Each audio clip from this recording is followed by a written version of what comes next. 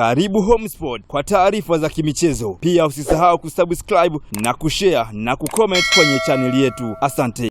Hivi hapo Simba Sports Club kuna kiongozi au mdhamini ambaye ametimiza ahadi zake nyingi zaidi ya Jeruti. Ahadi zote hizo ni Jeruti zote ametimiza. Amesema atabasi Iliza ametimiza. Tena Iliza zaidi ya 2. Ahadi iliyobakia Jeruti ni moja, kujenga uwanja wa mashabiki zaidi ya 15,000. Mbona kuna watu walichangisha mpaka hela za ukuta mpaka leo hatujui ziko wapi. Kuna mtu anasema atujengea uwanja mpaka leo hatuna hata uwanja. Mpaka sasa hivi uwanja ndio mazoezi kurutu mtupu mpaka sasa hivi hatuna uwanja. Ahadi alisema toka aichukue Simba akasema atajenga uwanja. Mbona watu hatusemi? Acheni kuivuruga timu. Timu ina mechi ngumu, tuna mengi ya kuongea, tunaweka kone call tu. Tuna mengi sana tunafanywa na viongozi wa Simba Sports Club wengi tu, lakini tumenyamaza. Kuna watu ambao tujengea uwanja kimataifa, huo uwanja uko wapi? Uwanja uko wapi? Hata uwanja upalanta tu hatuna. Lakini Jeruti ahadi zote hizo ahadi ametimiza baba watu. Alafu kuhusu swala sisi kuuza jezi kwamba nimeipoleza Jeruti, sisi ametuajiri, kaona ajira siitoe kwa vijana wengine, atupe sisi wenyewe mashabiki wa Simba hapo ndani tuuze hizo jezi. Sisi tunatafuta yetu kwa kufanya biashara yake, kuuza jezi. Sio kwamba sisi ni machawa wake. Sisi tunaongea vitu hivyo kwa serious. Kwamba kwenye ahadi, mbona Jeruti ametimiza ahadi nyingi? Iliza kaleta, Iliza tena 2. Amebakiza ahadi moja tu, kujenga kiwanja. Bado unaka mtu mnamsema huyo mtu. Kwa kosa gani unafanya? Na kila siku ni wewe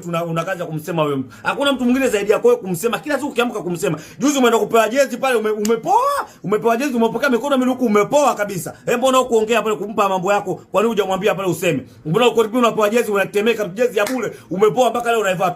Tupe na hiyo jezi.